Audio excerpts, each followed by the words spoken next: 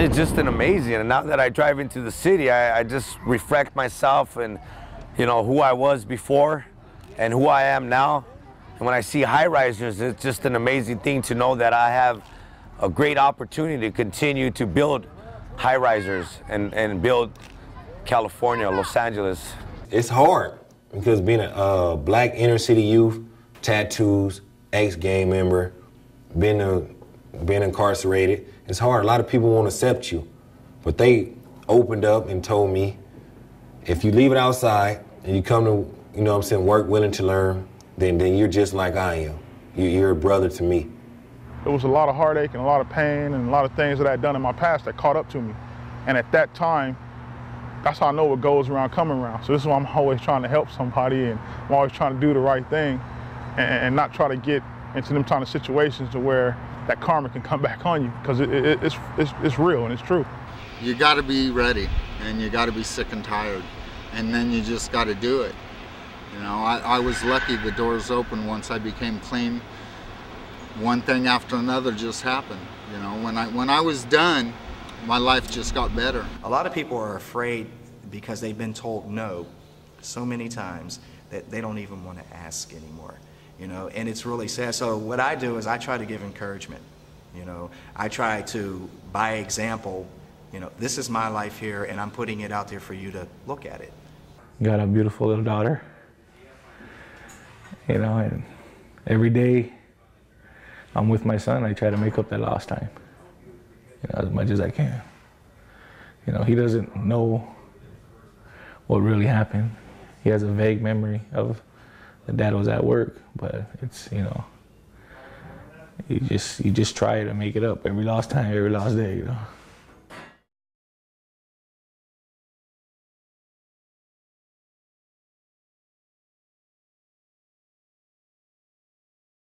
People deserve a second chance many times in life, depending on what it is, but they deserve an opportunity too. If they've paid a debt to society for whatever they've done wrong, they deserve an opportunity, and they belong here too.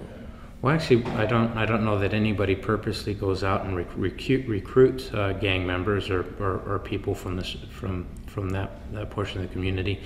But I think what happens is because our industry doesn't require a background check, we seem to have a larger amount of people in our rank and file that come from that part of the community. We recognize that people need second chances. They need the ability to get good jobs that they can transition into, where they can use their minds, their physical abilities, basically to give them an outlet and feel positive about what they're producing.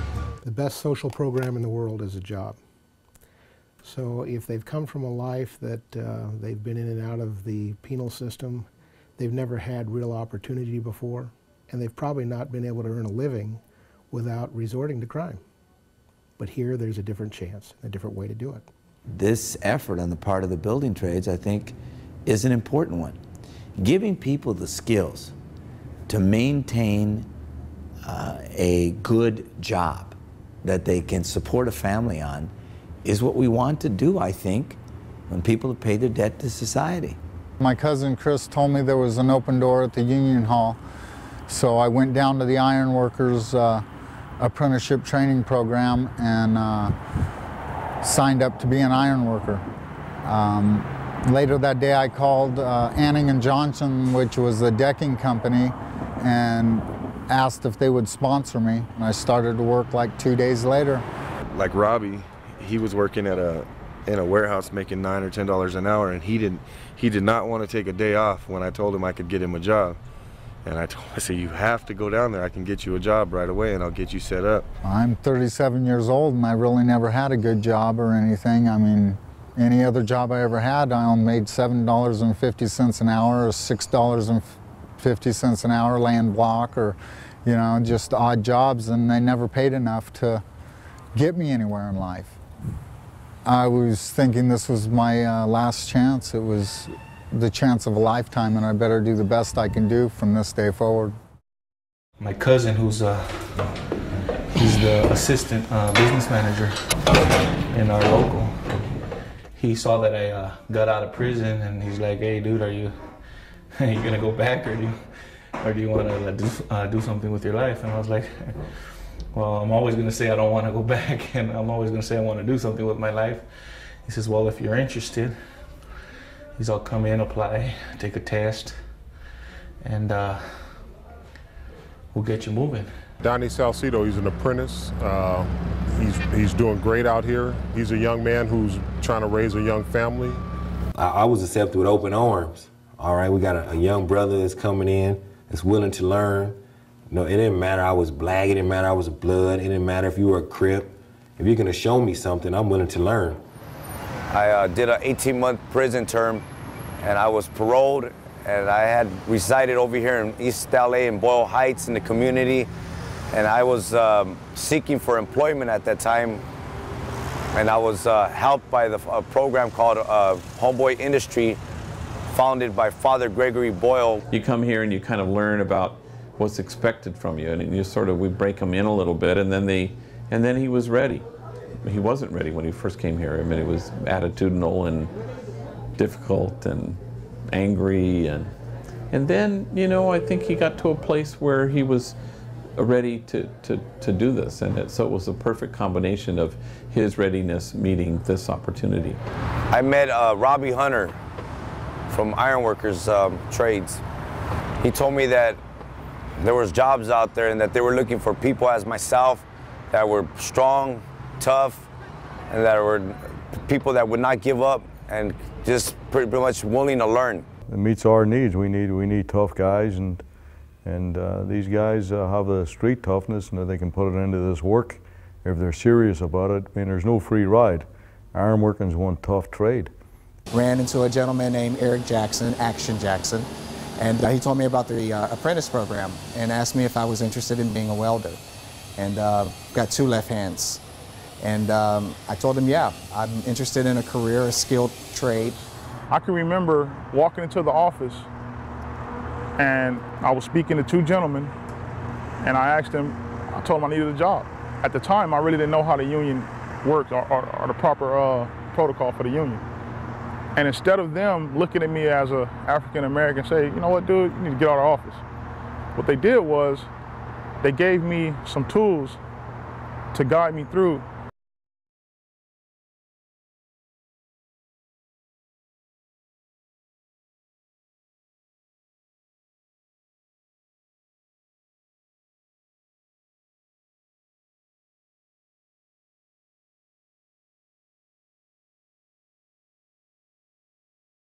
Gangs in some respects are a reflection of the human need to belong to something, to be a part of something.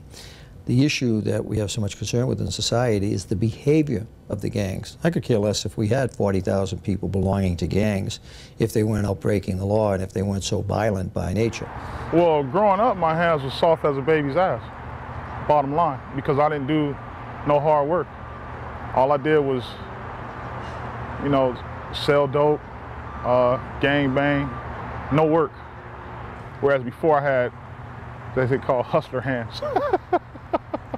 So they were real soft, so I can touch it one, oh, his hands are soft. I never worked. When he turned around about 14, I think 15, that's when he started turning and going the wrong way. I mean, I'd always preached to him against not doing drugs, selling drugs, or being involved in it. But some kind of way, somebody convinced him that this was the way to go, you know. And evidently the glamour of having the money and quick money and stuff like that, it appealed to him. He basically told me he just made the wrong choices, a couple of the wrong choices. Fast money, you know, the gang life was the fun life, hanging out with friends, drinking, smoke, you know. But then I guess he realized now. But he always spoke to me about it and always was against it, for, you know, for me. But let me see what he done, and I learned from his mistakes. Yeah, I went to Crenshaw, but I did not complete Crenshaw. What I completed is a long, lengthy prison sentence. That's what I did complete. But through that, when I got out, I had to figure out to do something. I couldn't go back to gang banging and selling dope. That's what I couldn't do. So the very community that I've destroyed is the very community that I build now. when he took that dramatic fall when they caught him in Chicago and they kept him all them years up there. I mean, I guess that's when it really stuck into his mind, you know, this is not the way to go. So it wasn't nothing for me to wake up in the morning and you're in a dope house, or you sleeping in the back of an alley, or you having guns on you while you're out in the corner selling dope. It was normal. But I realized one of the things that I found out talking to some of my peers, one of the things that we all pretty much had in common was we felt we didn't have nothing to live for. And so I would almost assume that when you don't have nothing to live for, that your mentality is, I'll do anything. And whenever you get around someone like that, that's an individual that's not conscious of self. It was actually really hard for me because I never want to see anybody like that. Like, just knowing that they're at a place where everybody controls them and they can't leave just anytime they want. They can't do anything. Everything is controlled. So I really didn't like it. The transformation happened to me when I was in prison. And I kept saying, am I really this beast that I was portraying myself to be? Or can I be an individual that can be productive? Well, as a child, I didn't have a father. And pretty much I was seeking for attention. And I found a lot of friends that were pretty much in negative attention. And so I just started being a part of the guys. And we got involved in drinking, smoking weed. It all started pretty easy.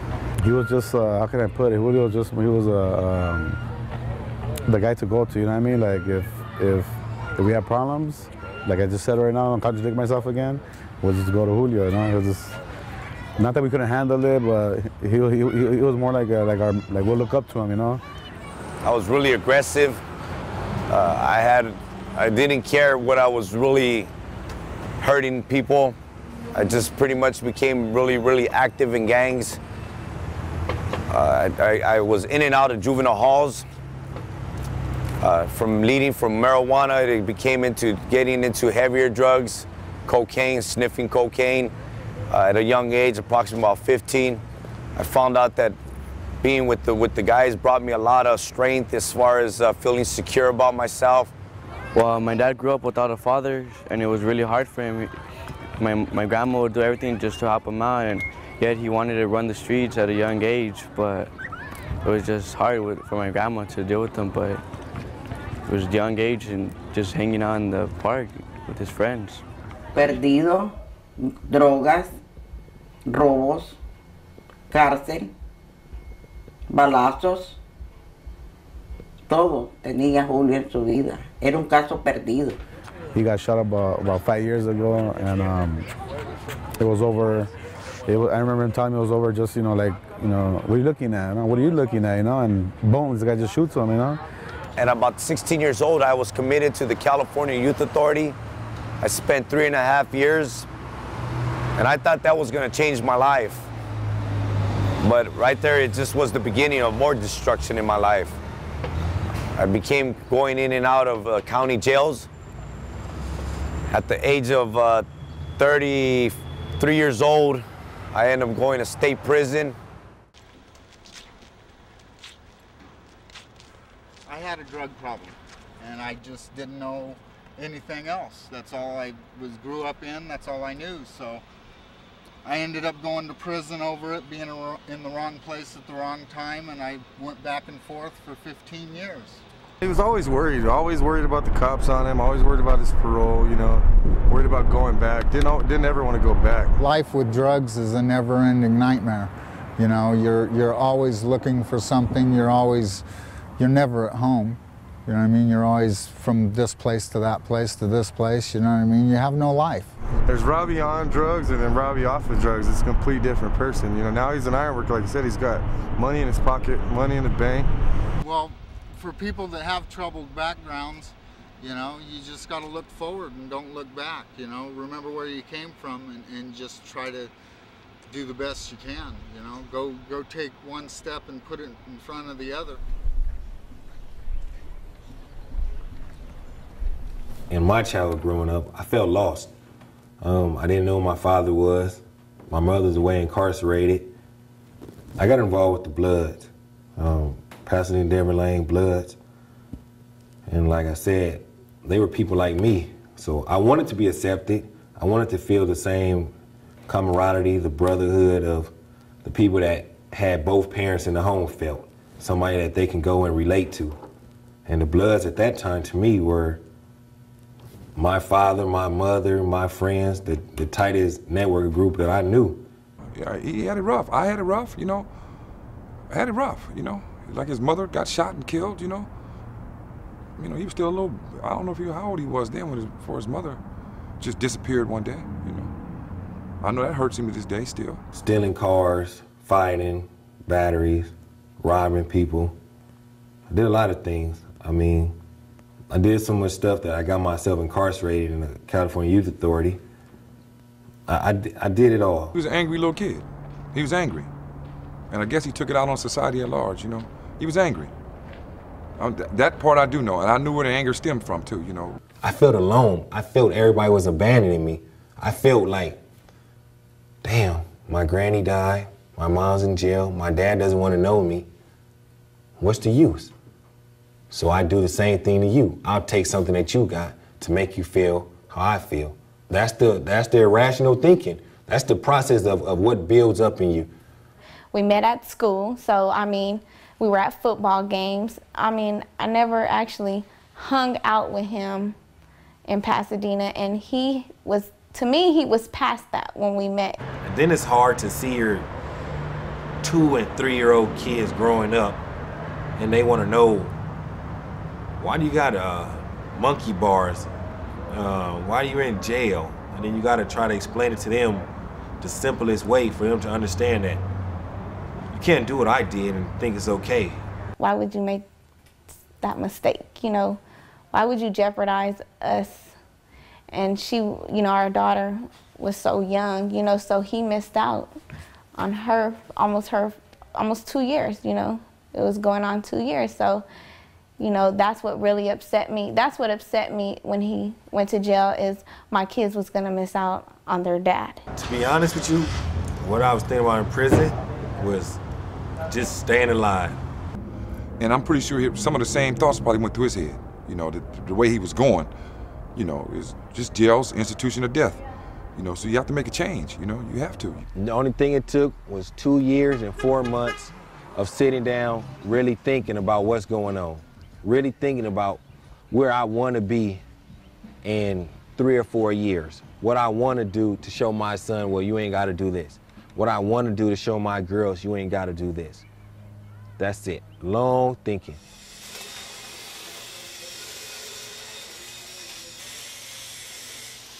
I came from a white-collar background, and the only thing I ever knew was really paper and pencils. And so when I came into this program, I had 2 left hands. I mean, and that's the truth. It really didn't matter which hand I welded with, because I wasn't good with either one. The only thing that James really said to me was that he was working in corporate. So he wasn't really working out of his field, because in most cases, most of our young individuals that have worked corporate and come into the trade normally drop out. But this wasn't the case with James.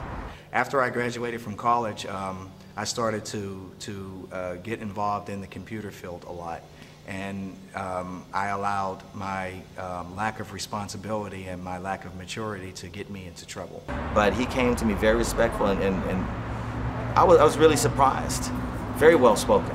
My white-collar crime was around banks and hacking into their systems and transferring of funds and so forth. And that is a federal offense. And it's punishable by 10 years in prison and multiple fines. And I am living proof that they're very serious about what they say. Well, everybody deserves a second chance. Anyone that has served time or paid fines or done whatever they need to do within the judicial system is according to them. Then as far as I'm concerned, they're upstanding citizens that paid their dues, and now they have the opportunity for entrance into our local union. I learned a lot when I was in prison. I grew up. You know, I thought that I was a man when I went in there, but I found that I was more of a man when I came out of there, as far as responsibility and just thinking the way that I should be thinking. It's a lot easier to adapt and communicate with a person who either one knows where you come from, has a similar idea where you come from, or has been through the same struggles. I've learned that James is from back east. He came out here to California to better himself. You know what I'm saying? Just as if being an older black male, I feel I can go to talk to James about certain things. And it's unfortunate that I had to go down that road, but you know, situations in life happen, and people make mistakes. And it was just one of those things that I did. And unfortunately, I have to live the rest of my life with that mistake, you know, but it doesn't stop me from growing as an individual.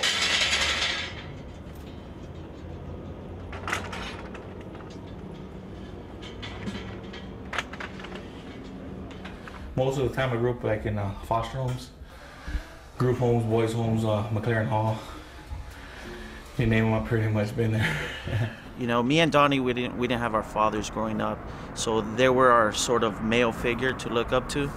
You know, our mothers controlled the household, but when we were out in the streets, you know, it was really our friends and older homeboys. The hardest thing growing up was not really having a relationship with my dad. I don't know if it would have probably been a good thing to have the relationship with him. I might have probably ended up worse than I was, or better, who knows. You know, maybe it was for the better, but I never really got to, you know, experience that. We have people that have been involved from early childhood. I'm not talking just fell into it in late high school. Some of them were around it from day one, had brothers and uncles that were living that life, and almost part of their fabric of their neighborhoods. The things I did, well, you know, they came from burglary, robbery, assault, attempted murder, got dropped to bodily harm, manufacturing drugs, possession, sales, and it could go on. He actually went to youth authority, you know. I actually went to go visit him a couple times. It was really bad at the time. It's not a good place, not for a teenager to be sent out to youth authority so young, you know. So I ended up going to prison, and I spent 4 years in High Desert, where it's about in the city of Susanville, I believe. Susanville, it's about 20 minutes from 20-30 minutes from Oregon State line. And it must have been tough for him, you know, knowing that you have a child out there, your son, and all you get is pictures, because they didn't have the means to go visit him in prison. So, yeah, it was a hard time for him. Not only did I lose contact with the mother of my children, well, actually the mother of my child, and my son, you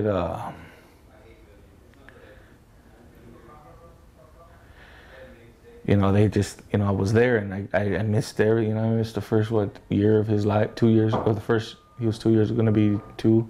Every time I talk about it, even though as big as bad as I am, and I feel, dude, you know, it's like, you know, my son. And I know that he had a hard life,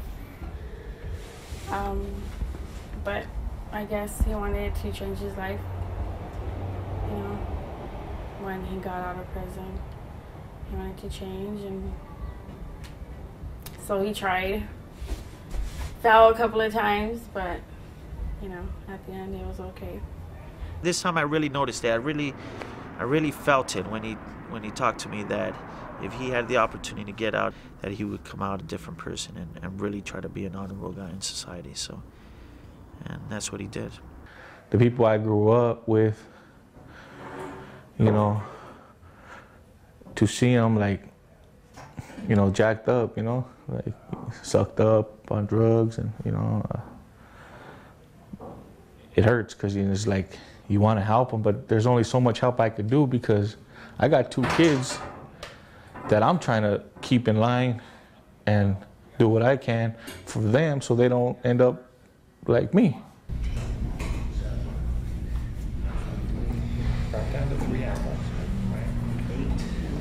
You see a lot of outreach into the community, because our union, almost 8,000 members strong, is reflective of this great city, this tapestry that's Los Angeles. And so you see an outreach into many different areas to give opportunities. What's going on here today is there's what we call a career fair. It's basically all the unions have apprenticeship programs, all the building trades. any part of something, building a construction thing has an entry level, and it's through apprenticeship. For piping and welding. And we do everything from the refineries to petrochem, to hospitals, the medical gas, the plumbing. This is our plumbing local in Los Angeles. We do all aspects of piping, regardless of what it is. If it's pipe, we do it. Firework, you got to be 18 years of age, willing to work hard, GED, high school diploma, transportation, and ready to work every day. No drugs, drug-free, and come to work every day ready to rock and roll. We're on a big campaign drive for basically youth. The plumber, the pipe fitter, the electrician is just as important as the doctor and the lawyer. I'm here to let you know that if you choose not to go to college, you can get into these trades no matter what it is, electrician, electrical worker, iron worker, and it's a lot of other ones. No matter what you do in life, you have to have a certain amount of fortitude and a certain amount of initiative in order to be successful. The biggest characteristic we look for, I would have to say, would be heart. A person's stamina, a person's mental ability to overcome pain, working in the heat, and basically heart would be the biggest. We have a program within the IBEW called the Electrical Workers Minority Caucus, and part of our outreach has been to outreach into the community to help with the entrance exam. Every third Saturday we do a tutorial session. We study from a really good study guide that's been proposed, and we go over all the sections that they're going to encounter within the test. We're going to be covering the questions from 11 to 20. I'm going to start working on those, and we'll be walking around giving you a hand in case you have any questions, okay? It's been great for the community because we've been able to outreach into people that, first of all, didn't know the union was actually available to them. And second of all, how to know that we're serious about outreaching because we're spending our time to help people within the community that didn't know anybody in the union or didn't know anything about it. Okay, and there was nowhere for your heat to go, and you just started eating away.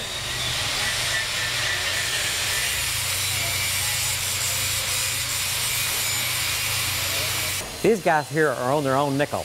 They aren't working. They're not being paid. It's a 16-week program. Okay, they got the guts to stick it out. They're going to do good. They're going to prosper from it. We all know how we got here. A friend, a family, Mr. Vasquez, another union, brother and/or sister. All right. My name is Matt. I heard about this by my uncle. He's a pipe fitter, and I'm from Orange County, so.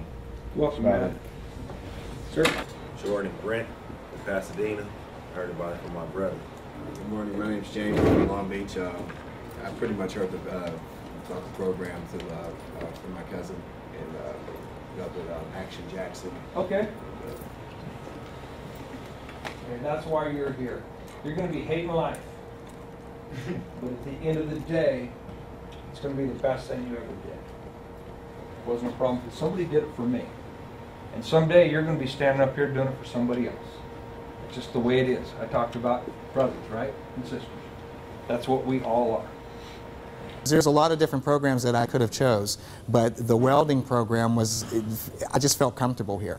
And like I said, I never welded before, but they made me feel very comfortable. We have great instructors here. It's a self-paced program, so you work at your own pace. There's no rush, there's no pressure, and it's just, it makes you feel really good about what you're doing.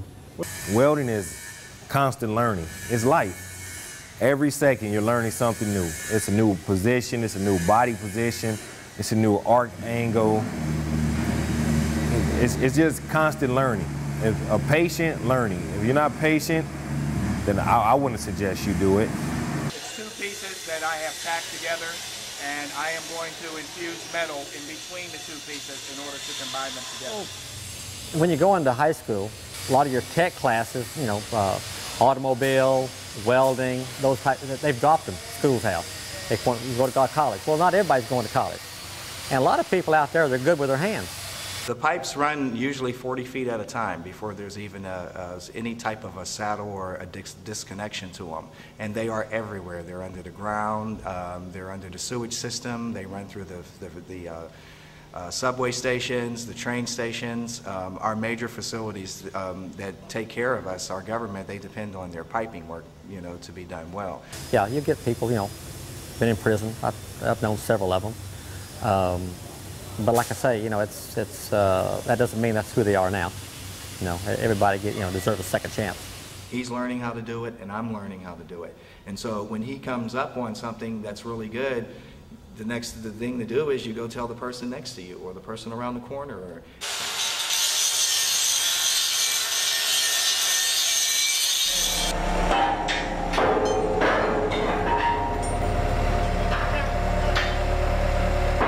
They're learning how to set iron in a very safe environment. As you see, the first beam going 5 feet off the ground. Not bad though. He got around good. He made the right move on the inside. You see how important it is to have your bolts ready. It's almost a safety issue if you're not prepared to start working. It's always been open to anybody that's physically able, bodily, mentally strong enough to do this work. I'm a second period apprentice, and I'll be third period apprentice in about 2 months. And the pay just goes up, and eventually I think it's around $36 or $37 when you turn out. Right now I make about $16 something, $16.75, something like that. Well, Michelle has been an inspiration. She was in the union before me, and it was just like everybody I seen, oh, my cousin Michelle's in the Ironworkers Union, I want to get in the union, you know what I mean? And I said that for about 3 or 4 months until actually I got a chance to get into the union. I'm very proud of her. My next class is going to be rigging, and that's to do with cranes, like getting them hooked up and sending up loads onto the building and everything like that. Stay there. Take your spud out, give it to me, so you'll have a holder. Get your other bolt in your other hand. Right now we're doing structural, and we're putting up the buildings and working with the cranes. That's what I'm learning right now. Get treated the same. They got to do the same work that we do, so Michelle comes out and kicks ass just like everyone else does. I'm in a 6th period apprentice right now, so I'm about to turn out in about 6 months from now. And so I'm really excited to get that opportunity to graduate and be a journeyman. And it's awesome. Basically, I'm making like $34.09 an hourly wage, and basically a total package would be probably like $51 an hour. So I just turned out from an apprentice, became a journeyman, and just happy to get that whole package going. Conduit bending, I think, is an art, personally. You know, when you can get all your bends looking the same, coming and going to where they need to go, straight, man, it's beautiful. It keeps your blood flowing, you know what I mean? You don't get old fast. Let's put it this way, they were working on a retirement, an annuity, raising a safe family. It's something they never had before. Ready? Up. Up. Up. Up. Get it up. Get it up. Get it up. Right way. Well, I can say that since my pops went around when I was growing up, is that a reason for me not to be there for my daughter? I don't think so. All I remember is my daddy always telling me, don't worry about it. I'm gonna make it. I'm gonna become something. I'm gonna make a better future for you. And that's what he did, basically. See, and when he talks about something, 99 of 100%, he basically knows what he's talking about. And you can look it up in any book, any paper, in a dictionary, whatever. He knows what he's talking about. Now my friends are individuals who take care of their family, own houses, and get up and go to work every day. Those are my friends now.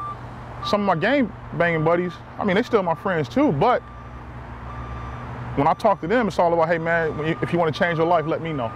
And I can help you when you want to help yourself. He stay down the street from me. Know the same people I know. I know he ain't a phone. So to know that and to see where he came from, to come up, I mean, he's a prime example. Oh, I can do this.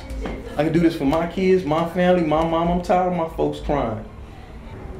You know, I met him at church, and actually he'd probably been going to the church for a couple of years before I finally even really started talking to him. in a different world, these two dudes couldn't talk to each other because the neighborhood he from is notorious and his neighborhood is notorious. But through the unity of knowledge, they all, just one. I don't know how many times I done came to work and cried on this man's shoulder and told him that, man, I can't make it. I mean, I don't want to come to work, I ain't getting up, give up, and he'd still be, the bird on my shoulder, man, you got to get up. It ain't just about you. And the key is to be a leader, provider, and producer. You cannot do that if your mentality is inside of a box. When people are from where we're from and they use the excuse that they have to do what they have to do, they put themselves in a box. I went to the holding tank for 12 hours and I was like scared straight. That's right. I was nuts. I got 2 boys of my own that I need to raise to be men. So if I keep doing the things that I'm doing, I'm not gonna be there for them. So I just had to change my lifestyle, change my life. He always goes out and try to encourage people to get into the electrician, the program, and he's always dropping off little brochures and explaining what he does to younger people. So I think, and he always lets them know how much money you could make, you'll make a lot, so it's worth it. I think he has a lot to teach them. He can teach them how to turn your life around and do the right thing. All they have to do is pay attention and be there. My son's a really dominated defensive player and also an offensive player. He plays with a lot of character. He's had some great tackles today, very key blocks on offense. Told me that what he got involved in was nothing good, that it doesn't lead to nothing good in life, that it just leads to destruction and doesn't lead you to a good path in life. I was just pretty much caught up with the buddies and got myself incarcerated at a young age. So he's able to fulfill something that I was never ever able to fulfill as a child. I always desired to be a football player for high school. And I always watched the other people playing football. And today, I find myself watching my son. This park brings a lot of memories to me. Here's where I basically grew up. It brings a lot of memories of how we came about from our gang, from the Evergreen Boys. And it was just wild back in the days. My daughter just came out of the hospital. Please don't push my daughter, please. She's sick, okay? Please, she just got out of the hospital. Please, why did you guys push each other? No, because I wanted to do me like a tornado and do what touching me. No, don't go on the swing no more, Mama. Sit down. Just sit down right here. On June 15th, approximately about 6:30 in the afternoon, my daughter was struck by a hit-and-run driver in the city of East Los Angeles. She's stable, she's moving, she's talking, she's alert, she's walking, and she's just ready to go home. I'm really thankful for the iron workers giving me full benefits with the great insurance to be able to cover the situation that I'm in right now with my daughter's health. He's different. He's getting closer to us. He's trying to stay more together as a family from what he used to be. And now we see most of his kids. He's more into his church. And we see something very positive with him, which we like and enjoy. My daughter, she's been a blessing to me. She's been my inspiration of fighting stronger and fighting further in life. The fact that she was there, fighting for her life, being struck by a hit-and-run vehicle, just opened up my heart, opened up my sight. Well, I've been confronted many times asking if I wanted to get in crews or if I wanted to smoke a cigarette or do a drink, but I've always said no, that my life is more better than for me just to step down and lower myself, just to do that kind of stuff. It brings a lot of joy and a lot of happiness to my heart. And me, myself, I'm able to tell my son everything that is right and everything that is wrong. And I'm happy that he's able to observe and listen and follow opposite directions that I did when I was a kid. It's the best father a son could ever want. What more can I say? Ready, set, go. Got it. For me, everything needs to be perfect when it comes to homework and studying, and I thrive that from him. You know, I believe math is very important in life. Math and reading. Everything else, you know, will fall into place, but math and reading is very important. When I first met him, I liked him right away, but we had problems. Remember I told you, I think I told you, you know, a woman could make you or break you? Wow. I finally figured out this one kind of made me. He's a very happy man right now. He just bought his first house. It's actually going to be, you know, I talked to him and he really got teary-eyed with me because he was all like, you know, I'm about to start my family. Like in reality, it's a fresh start for him. She's really outspoken. Once you start hanging around for a while, she'll start jumping on you and talking to you. She'll sing, she'll tell you ABCs. He takes me almost like everywhere. They spoil me a lot. I always wanted to go with my dad. I always wanted to be with my dad, but it just wasn't possible. He says he's gonna take me somewhere.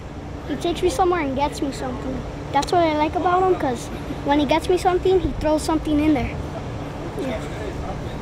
That's why, you know, wherever I go, I'll tell my son, let's go.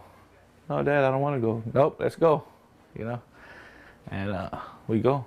Hopefully he has a lot of memories with me that he could talk about to his kids, because I don't have any that I could tell him about my dad. About his house, he has a beautiful son, a beautiful daughter. He's gonna take his wife and start a new household, and to me, I'm very proud of him. I'm very proud of him from where he started to where he's at now. I'm very proud to call him my friend. Down south. I grill my son the hardest out of all of the little kids that come out to practice with him. I make him run the most. I make him throw the most. So by the time he's 8 or 9, he ain't thinking about trying to be a Crip. He ain't thinking about trying to be a Blood. He's thinking about this football in his hand and what this football can do for him. You know what I'm saying? I want my girls to grow up knowing who their mom is, who their dad is. That's the main thing right there. I want them to know who I am, who their mom is, and all that. He works, you know, makes his own money, you know, and I make mine, and it helps out. It works out a whole lot better with 2 incomes, you know. It's much easier. I don't feel like the weight is all on my shoulders, I guess you would say. He's really the one taking care of his family, you know. All right. Look, hey, listen, Cole, listen. They won't let us have our black wristbands, right? So if I don't say red, just look at your hand, and we already know the black is the left side, right? Go, red, go! Run! This year will be my son's first year in flag football. So that's gonna be his first family that he knows outside of his immediate family, the football team. So I feel that if I can deter him from getting bored where he depends on the dudes down the street, you know what I'm saying, then we'll be all right. Like the welding, I mean, that's the majority of what he would talk to me about lately is him welding, like his last job site. So that's what I like about it, about the whole union thing. Is like he's got something that I think he's gonna stick to, you know. I'm coming to welding with a clean slate. I can lay a bead down and that's it. So, I mean, I'll ask, if I get stuck, I'll ask. Body positioning, I'll ask. I think it's really important, especially to the man, that it's really important because they want to feel like they're taking care of their family. I'm glad he's trying to break that chain and stay with his family. I hope he instills those values that he's learning now into his own kids. And that's how it's done. To break the cycle to me means that if I'm there for my sons and my daughters, like my father wasn't there for me and my sister and my brothers, whatever, you can stop it.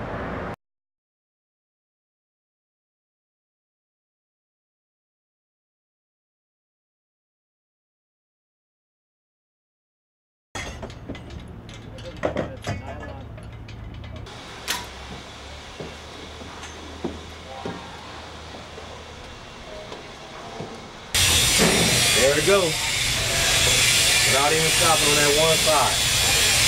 Oh, man.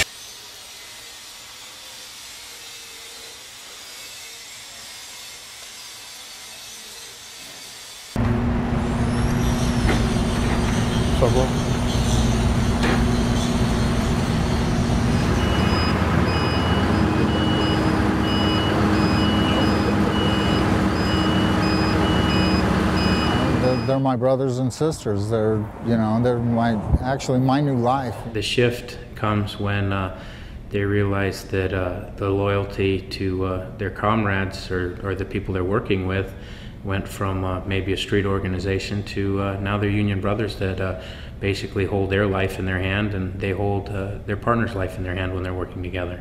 And when that person is Latino and a black man is watching his back or vice versa, that speaks a lot louder than some of the other rhetoric that you'll hear in your neighborhoods. You have a real sense of the fact that people will treat you respectfully no matter what color they are. We have this thing amongst each other that there's no race colors. We love one another. We're a brother union, and we look out for one another. I consider those guys friends. I've ate at their houses and interacted with their kids, with my kids, and we go to the movies and play ball, and they're white. And I know that they look at my character and my way of life. And then they also understand my culture too, as well as I understand theirs. I'm not trying to, you know, I don't go to NASCAR, but then they don't go to the basketball games, you know, like, so, hey, it's all fun. We make jokes about everybody, you know, so, but you learn. It's about binding together. It's about the solidarity of workers working together to better themselves. White, black, Catholic, Jew, Asian, whatever ethnicity, whatever gender, whatever sexuality, I don't care. I look more towards young people. I'm very much into young people and what their views are, because they just don't know the opportunities that are available out there. You know, you're 21 today and then you're 40 tomorrow. And in between that time, not a whole lot can happen if you don't allow things to happen. We are all 250. We're all local union 250, no matter what you are. And you're to carry 250 on your back to the best of your ability. Whatever you do and go out and represent 250, that's how it's going to be reported back. Not the black kid Jordan, not the white kid Jordan, not the Hispanic kid Jordan. The apprentice from Local 250 got his job done with the help of this journeyman and this foreman and this steward. That's what I've always been told. It's really rewarding for the individual to not only take care of his family and have all the things that a good job afford him, but also to be part of building a community rather than tearing it down. And in the process of being part of a craft that actually builds things in nature in this city, they get to see those things every day. They're almost a monument to their success. The idea that can we make positive changes? I believe so. I look at some of the success stories that Father Boyle has had, some of the success stories that you can find in the building trades. And what we need to do is take a look at not so much those that have not been successful, maybe spend a lot more time looking at those who have been successful. It's not about how you treat your kids, you know, although that's an easy and good thing. It's really about how you treat the folks who are previously disposable, and how do you work together so that we can cease throwing people away. So you want to get to another place, and that's a really exalted place to which we should all aspire, you know, even if it's hard. ¿Qué puedo sentirme yo? Muy orgullosa de mí hijo, muy orgullosa, dándole muchas gracias a la Unión, que por eso también fue lo primero donde él no se sintió con un sueldo mínimo, donde el sueldo de él era más alto. I can just stand amongst the crowd and feel very proud of who I am today. I don't have to feel less.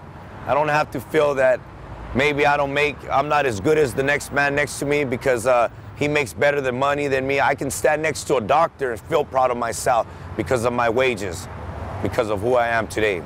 My hands are filthy, and it doesn't bother me one bit. Why? Because I know I'm doing something productive.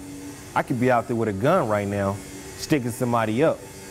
I could be out there with a gun and shooting somebody and be ashamed of what my hands have done.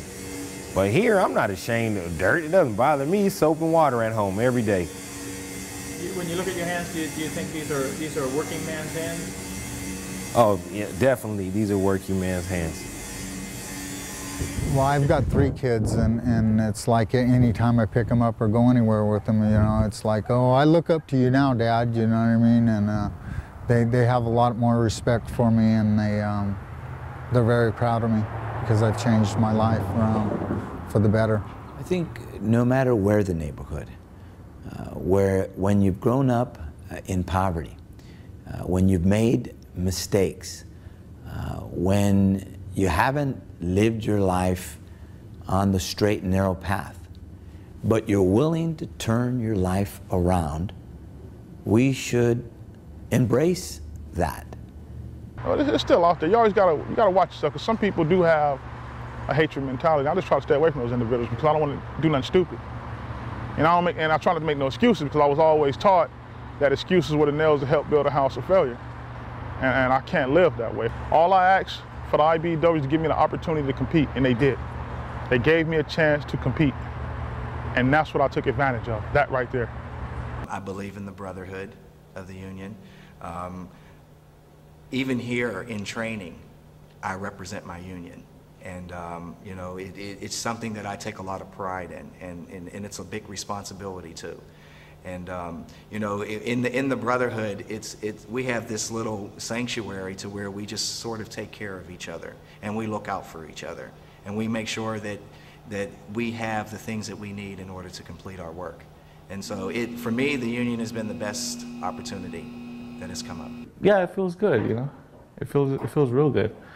You know, to be able to go to work, to go to school, come home, you know, have dinner, and it's like, that's life, you know, that's life, you know, and I finally